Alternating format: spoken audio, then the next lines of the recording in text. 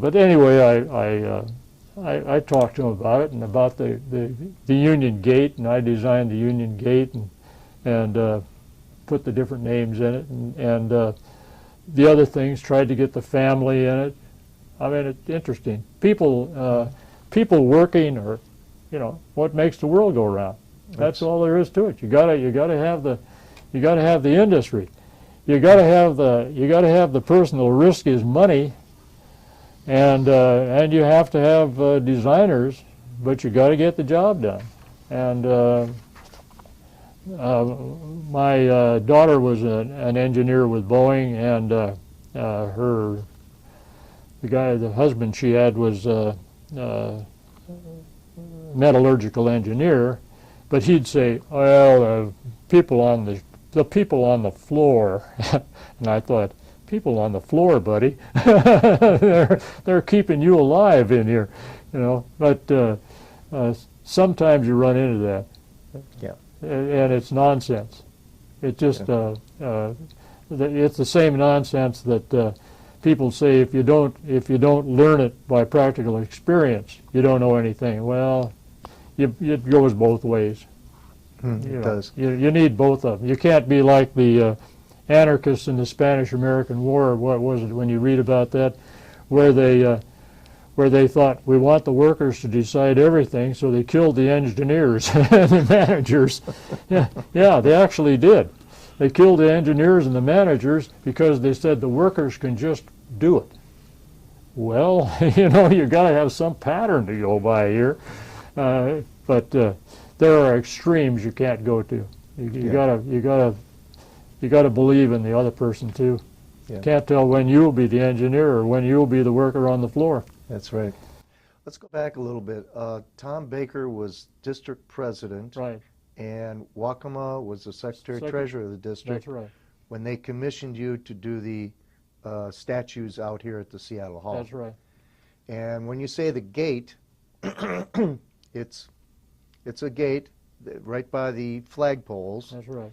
And why don't you explain some of the, you have certain words in there and certain past leaders. Talk a little bit about your idea of what you were doing there. Well, I haven't got a picture in front of me now. Well, we'll try to take a picture later if we can. Yeah, well, anyway, of course, I put the district number in it, and the names of the past presidents and past secretary treasurers in the gate, and the gate will open. I don't know whether anybody ever opens it. I didn't know that. Yeah, no, it is a gate, and then it has the logo over the top, over the arch over the top. And at the time, I wish we could have let it around by the front door, but that's where it is, and that's the idea. It's symbolic of what the union's up to, and the workers that work in it. So the gate itself is symbolic. Yeah. Oh. As you walk, you're walking through the Union Gate. Yeah, but it's just like the symbolism of the figures working together. They're riveting. They're working together, and the little boy is sitting there with one of his parents' cap on and holding their tag and sitting on the lunch bucket, and the little girl's got the company airplane, and she did have a rose in her other hand. But I think when they stole it the first time, they lost the rose. They broke it off. Oh.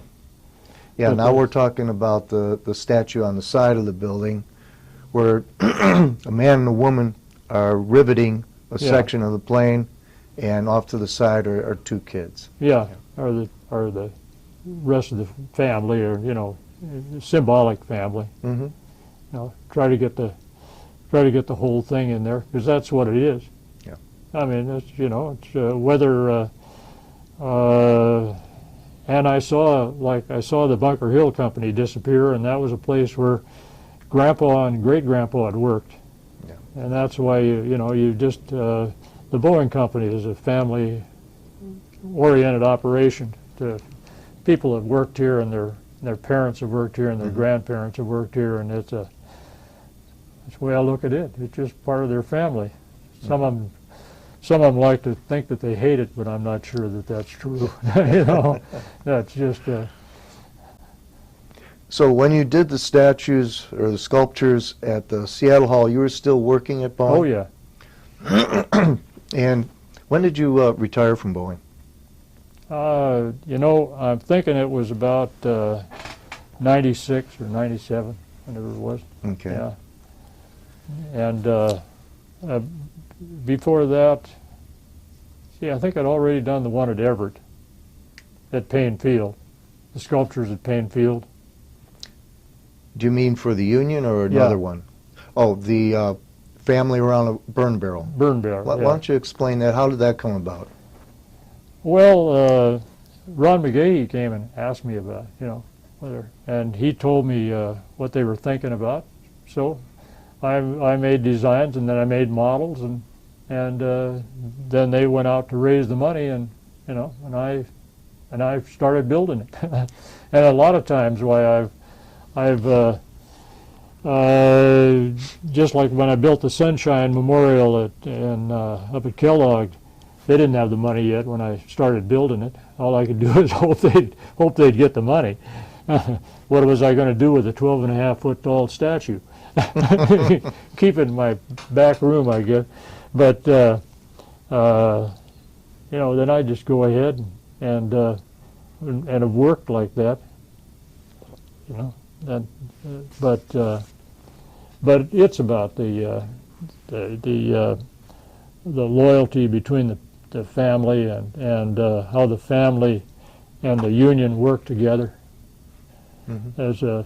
It's a thing that actually works, where the union is backing the family, helping the family.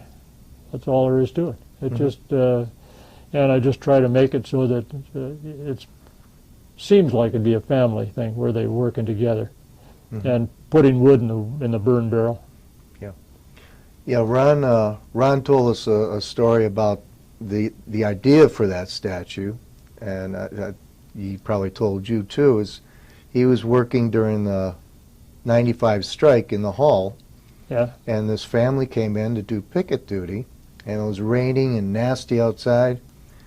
So he said, well, your kids can stay here, and we'll get them something to do. And he says, oh, no, they're going out with us. Yeah, yeah, that's right. Yeah.